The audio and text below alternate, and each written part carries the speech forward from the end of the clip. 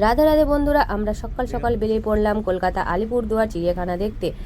আর আমরা কালকেই কলকাতা চলে এসেছিলাম, হোটেলে রুম বুক করেছিলাম। আমাদের অনেক দিনের ইচ্ছা ছিল কলকাতা আলিপুরদুয়ার চিড়িয়াখানা দেখার, তো আজকে ফাইনালি পৌঁছে গেলাম সেখানে। এটা হচ্ছে কলকাতা চিড়িয়াখানার মেন গেট, সেই গেটের সামনে চলে এসেছি। এখন আমরা যাব কলকাতা চিড়িয়াখানার ভিতরে। তো একটু নটিং কিনে নিচ্ছে, তারপর আমরা এখানে টিকিট কাউন্টারের সামনে চলে আসলাম। এখন টিকিট কাটবো।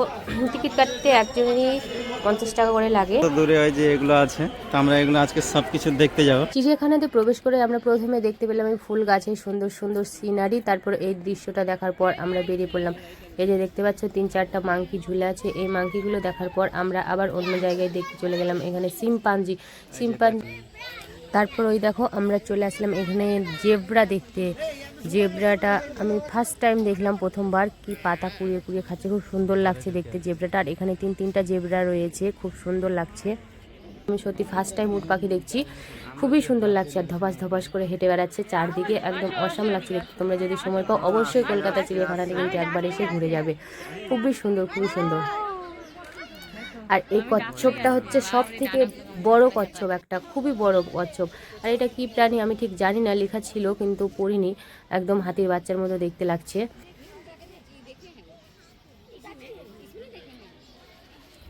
আর যেটার জন্য অপেক্ষা করেছিলাম, এই যে দেখতে পাচ্ছ রয়্যাল বেঙ্গল টাইগার, যেটার জন্য এতক্ষণ অপেক্ষা করছিলাম, মানে খুবই ইচ্ছা ছিল জীবনে যে বাঘ দেখবো, বাঘ দেখবো। তো চলে আসলাম বাঘ দেখতে। আর এই যে এখন আমার চোখের সামনে বাঘ দেখে কেমন লাগছে? অনেকদিন থেকে ভেবেছিলাম যে বাঘ দেবো, যাই হোক নিজের চোখে বাঘ দেখতে গেলাম, খুব ভালো লাগলো। অনেক তো বই আর কি দেখেছি, ডিসকভারি চ্যানেলে দেখেছি, এমনকি ছবিতে দেখেছি, আজকে নিজের চোখে আমি বাঘ দেখলাম। তোমার কেমন লাগলো? আমাকে তো খুব সুন্দর লাগলো।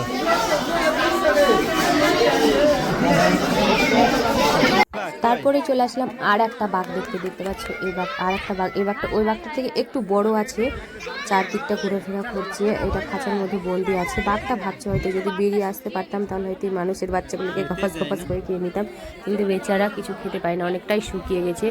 আর প্রত্যেক দিন মানুষ দেখে দেখে কি অ্যাকচুয়ালি ওরা বোর হয়ে যায়, তার জন্য গড়াগড়ি করছে, মাটিতে গড়াগড়ি করছে, টাইম পাস করছে। বাঘ দেখতে তো আমার খুবই সুন্দর লাগছে। তোমাদের কেমন লাগছে অবশ্যই কমেন্ট করে জানাবে। এখানে এই ব্যাগটা দেখে আমরা আর একটা বাঘ দেখতে চলে আসলাম। এই যে আর একটা বাঘ, এই বাঘটাও খুবই বড় আছে, সুন্দর। তারপর বাঘ দেখে আমরা চলে গেলাম অন্য এক জায়গায়, পশুর রাজা সিংহকে দেখতে। মানে চোখের সামনে সিংহকে দেখতে পাবো কোনোদিন ভাবতেই পারিনি। দেখছো সিংহটা কিভাবে রেগে গর্জন করছে আর ঘোরাঘুরি করছে চারদিকে। যদি কাউকে পায় তাহলে যে কি অবস্থা করবে। কিন্তু দেখো সিংহটাকে ভালো করে, সিংহটাকে ঠিকঠাক খেতে না পেয়ে বেচারার শরীরটা কিন্তু অনেক শুকিয়ে গেছে। এই সিংহটা যদি ছাড়া থাকতো তাহলে কিন্তু শরীরটা অনেকটাই হেলদি থাকতো। আর সব সময় বন্দি থাকে তো তার জন্য কিন্তু শরীরটা অনেকটাই শুকিয়ে গেছে। কিন্তু দেখতে খুবই সুন্দর লাগছে, সামনাসামনি সিংহ দেখে সত্যি মনটা খুব আনন্দ লাগছে। তোমরাও কিন্তু অবশ্যই একবার সময় পেলে চিড়িয়াখানাতে দেখতে আসবে। এখানে দাঁড়িয়ে দাঁড়িয়ে কিছুক্ষণ ধরে সিংহটা আমরা দেখলাম, খুবই সুন্দর লাগছে। আর কবে আসতে পারবো জানি না। তারপর সেখান থেকে বেরিয়ে পড়লাম আর অন্য জায়গায়। সেটা কি বলো তো, কি দেখবো এরপর, গেস করো এটা কি হতে পারে। তারপর আমরা চলে আসলাম হাতি দেখতে। এখানে 2টো হাতি রয়েছে, আর হাতিগুলো দেখো কি সুন্দরভাবে এখানে খেলা করছে। আসলে হাতিগুলো আমি জানি জল নিয়ে খেলে, কিন্তু এখানে জল নেই, জলের অভাব। তার জন্য দেখো ধুলাগুলো গায়ে মাখছে উঠিয়ে উঠে। এই হাতিটা সুরটাই ওদের হাতের মতো কাজ করে, সুর দিয়েই ধুলো উঠাচ্ছে, সুর দিয়েই জল উঠায়, সুর দিয়েই খায়, সুর দিয়েই চুলকায়। মানে অ্যাকচুয়ালি ওদের সুরটাই হাতের মতো কাজ করে। তারপর হাতি দেখার পর আমরা সেখান থেকে চলে গেলাম অন্য এক জায়গায়। এখন দেখতেই পাচ্ছি এখন আমরা কোথায় যাচ্ছি, সাপ দেখতে যাচ্ছি। সাপ, অজগর সাপ দেখবো ভাই, প্রথমবার চোখের সামনে। এই দেখতে পাচ্ছ কত বড় অজগর সাপ। এখানে হয়তো 2টো সাপ পেঁচিয়ে পেঁচিয়ে শুয়ে আছে, কিন্তু যতটা বড় ভাবছিলাম ততটাও নয়, ছোটোই আছে। অনেকগুলো সাপ আছে কিন্তু সব সাপের ভিডিও করিনি। এখানে একটা সাপ আছে, তারপরে যে এখানে একটা সাপ শুয়ে আছে, দেখতে পাচ্ছ কিনা। কাছের ভিতর রয়েছে তো ঠিকঠাক চেনা যাচ্ছে না, আর সবাই তো ভিডিও করতে ব্যস্ত। তারপর সাপ টাপ দেখে আমরা চলে আসলাম আর একটা অন্য জায়গায়। তোমরা দেখতে পাচ্ছ কি এটা বলো তো, মুখ হা করে শুয়ে রয়েছে। কুমির, মনে হচ্ছে আমাকে সামনে পেলে হয়তো গিলেই খেয়ে নেবে, যে কোনো কাউকে পেলে গিলেই খেয়ে নেবে। শুয়ে শুয়ে রোদ পোয়াচ্ছে, খুবই সুন্দর লাগছে কুমিরগুলোকে দেখতে। চলো তারপর কুমির দেখার পর সেখান থেকে আবার রওনা দিলাম। তারপরে এই যে চিতাবাঘ শুয়ে শুয়ে ঘুমাচ্ছে, বেচারা খাসতে গেছে তো, তার জন্য নাক ডেকে ডেকে ঘুমাচ্ছে একটা গাছের উপর, গাছের ডালের উপর।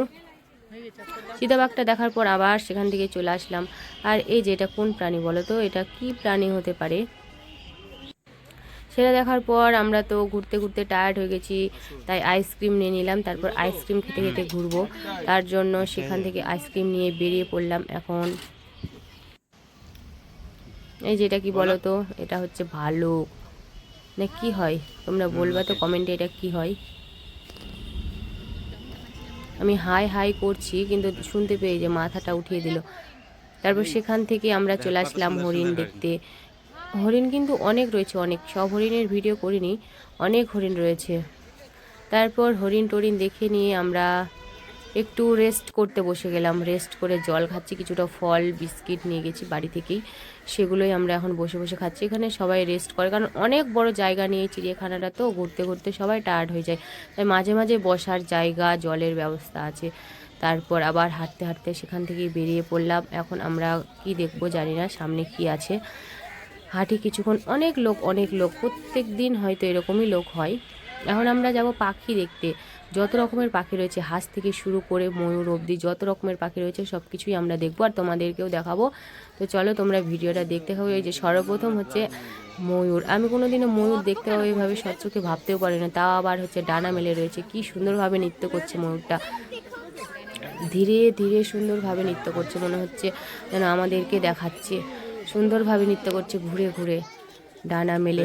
তারপর ময়ূর দেখার পর আমরা চলে আসলাম কোথায় দেখি তো, এখানে কি কি রয়েছে, এখানে কোনটা কত কিলোমিটার দূরে রয়েছে এখানে সেটাই দেখায়।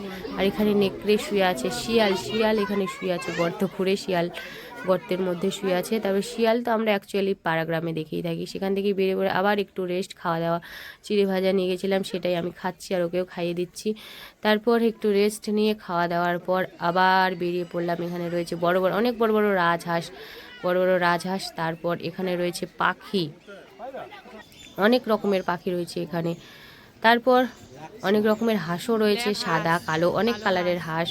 তারপর হাঁস টাস দেখে তারপর আমরা আবার পাখি দেখতে শুরু করলাম। এখানে অনেক পাখি, জানি না এতগুলো পাখির নাম কি লেখা আছে, কিন্তু অত আর দেখিনি। আর দেখতে দেখতে তারপর লাস্টের দিকে একদম টায়ার্ড হয়ে গেছি, আর হাঁটার ইচ্ছে করে না, কারণ অনেক বড় জায়গা নিয়ে চিড়িয়াখানাটাতে তো, তাই হাঁটতে হাঁটতে একদম ক্লান্ত হয়ে গেছি, আর হাঁটতে পারছি না। তারপর অনেক রকমের পাখি রয়েছে, যেটা পাখি, উট পাখি নাকি, উট পাখি তো দেখলাম আগেই, এরা কোন পাখি জানি না, দেখছি হয়তো উট পাখি হবে বড় বড়। তারপর সেখান থেকে উট পাখি দেখে আবার বেরিয়ে পড়লাম। তোতা পাখি, অনেক রকমের পাখি রয়েছে, টিয়া পাখি তো অনেক রয়েছে। আর এত পাখির চিৎকার চেঁচামেচি, বিরক্তও লেগে যাচ্ছে। তারপর তাড়াতাড়ি সেখানে আর বেশিক্ষণ থাকিনি, তাড়াতাড়ি করে পাখি টাখি দেখে সেখান থেকে বেরিয়ে যাই। এই যে এটা হলুদ আর সবুজ কালারের তোতা পাখি, খুব সুন্দর টিয়া পাখি, আমাকে কিন্তু খুব সুন্দর লাগে। খাঁচার ভিতর অচিন পাখি কেমনে আসে যায়, খাঁচার ভিতর অচিন পাখি কেমনে আসে যায়। যেখানে খেতে দিচ্ছে লোকটা, পাখিগুলোকে খেতে দিয়ে বেড়াচ্ছে। তার আবার বাসাও রয়েছে, আবার বাচ্চাও রয়েছে ছোট ছোট, আবার ডিমও পারে ওখানেই। কি কি পাখি সব বুঝতে পারছি না। 5 টুরি, এই যে কাকাতুয়া, লাল জুটি কাকাতুয়া ধরেছে যে বাইনা, চাই তার লাল ফিতে চিরুনি আর আইনা। আর এই পাখিগুলো কি দেখে চিনতেই পারছে, এগুলো হচ্ছে বক পাখি, অনেকগুলো বক পাখি রয়েছে। আর আমরা চিড়িয়াখানা বসে বসে দেখছি, আর এখানে দেখছি এরোপ্লেন উড়ে যাচ্ছে, কারণ ওখান থেকে দমদম এয়ারপোর্টটা খুবই কাছে, আর প্লেন সবসময় ওঠানামা করে, একদম কাছ থেকেই দেখা যায়।